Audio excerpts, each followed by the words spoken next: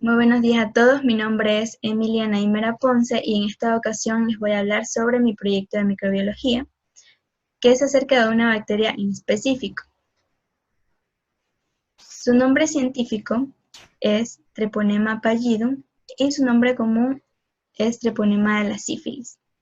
Bueno, antes de comenzar podemos hablar un poco sobre su historia, ya que en la antigüedad la aparición de la sífilis remonta a Europa del siglo XV, en donde se empezaban a formular varias hipótesis acerca de su origen.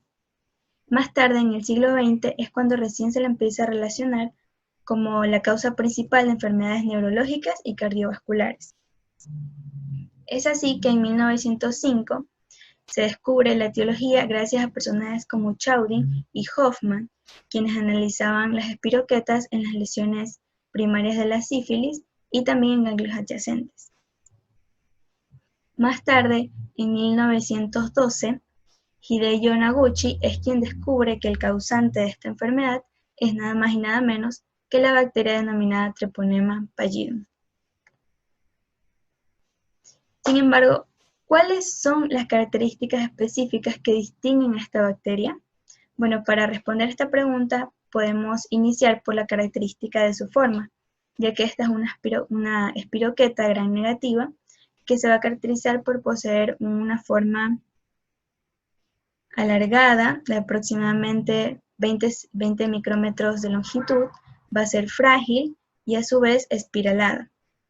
También se va a caracterizar por poseer una cubierta externa que le va a permitir, como podemos ver en esta imagen de aquí, que le va a permitir permitir una estabilidad estructural. Y a su vez también podemos denotar aquí la presencia de flagelos que le dan una mayor movilidad. Por otro lado, también tenemos el crecimiento. Para su estudio se lo divide en varias etapas, que son la etapa latente, la etapa exponencial, la etapa estacionaria y la etapa de declinación. La primera etapa, que es la etapa latente, se caracteriza porque el microorganismo va a empezar a adaptarse a su nuevo entorno. Esta la podemos localizar en el torrente sanguíneo y su incubación va a variar entre 9 a 30 días. Y también va a comenzar a desarrollarse en temperaturas óptimas de 35 a 37 grados centígrados y un pH de 7.2. En la etapa exponencial, bueno, esta se caracteriza porque va a ser una progresión lenta. Y justamente en esta etapa es donde se va a comenzar a sintetizar material nuevo a partir de los recursos del huésped. ¿A qué me refiero con esto? A que la bacteria va a utilizar los aminoácidos, ácidos grasos y nucleótidos del huésped para poder nutrirse, así como la glucosa para poder obtener energía en forma de ATP.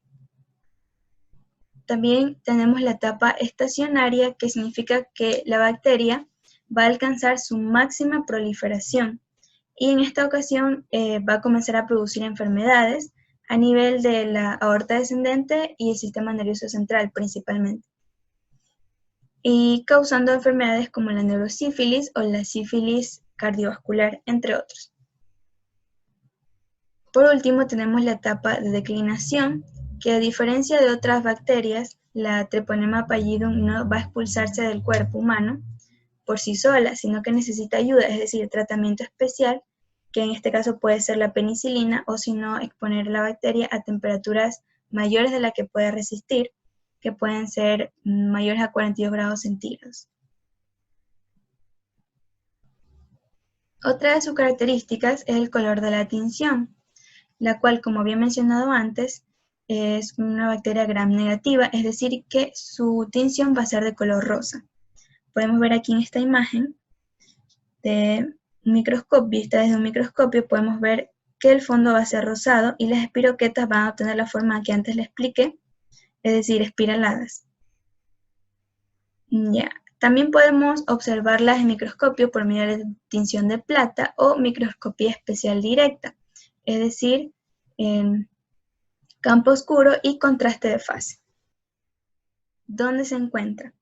Bueno, luego que ha infectado el organismo por medio del contacto de la piel y las membranas mucosas, esta vamos a poder encontrarla en la piel o en los genitales, específicamente en lugares como la vulva, el cuello del útero y el pene.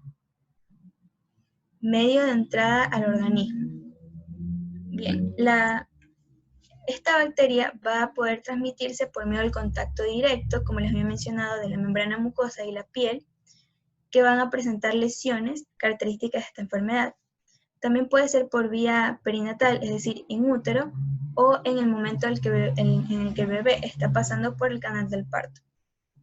También puede darse por transfusión de sangre e inoculación accidental, es decir, cuando la persona recibe un pinchazo accidental de materiales que están infectados o contaminados, así como el mal uso o el uso inadecuado de estos materiales contaminados. ¿Qué enfermedades causa y dónde? Bueno, la Treponema pallidum es la responsable de causar una enfermedad sistémica y cutánea denominada sífilis. Y justamente esta enfermedad se caracteriza porque va a poder seguir infectando a pesar de que se encuentre en el exterior del huésped, es decir, en forma de muestras de sangre o si no, plasma almacenada a 4 grados centígrados. Bien, ¿Dónde causa el daño la treponema de la sífilis? Bueno, esta principalmente va a atacar la aorta descendente y el sistema nervioso central, causando enfermedades como las que le había mencionado antes, que es la neurosífilis y la sífilis cardiovascular.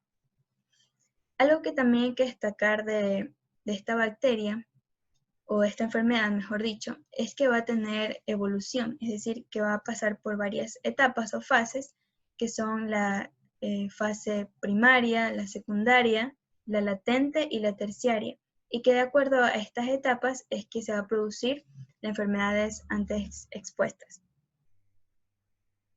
Ahora bien, actividad química, metabólica, pH y temperatura. Al hablar de actividad química metabólica, hacemos referencia a que la treponema de la sífilis está formada por el 70% de proteínas, el 20% de lípidos y el 5% de carbohidratos. A pesar de que posea esta composición, la bacteria no es capaz de sintetizar por sí sola los aminoácidos, ácidos grasos que antes les mencioné, ¿sí? Sino que necesita del huésped para poder nutrirse, así como utilizar la glucosa para poder obtener la energía en forma de ATP. También podemos decir que esta va a ser un microorganismo microaerófilo, es decir, que va a poder sobrevivir en entornos con una escasez de oxígeno. Así también como un pH de 7.2 y 7.4, y también va a poder sobrevivir en un entorno con una temperatura aproximada de 35 a 37 grados centígrados, es decir, que se clasifica como un microorganismo mesófilo. Por último, ¿cómo se logra su eliminación? Como les había mencionado, esta bacteria no es capaz de expulsarse del cuerpo humano por sí sola, sino que va a necesitar de ayuda, es decir, tratamiento. El tratamiento específico para esta enfermedad de la sífilis es la penicilina, o si no, también se puede exponer la bacteria a una temperatura mayor de 42 grados centígrados, ya que esta, al exponerse a este nivel de temperatura, va a morir por ebullición. Y bueno, eso sería todo. Muchas gracias.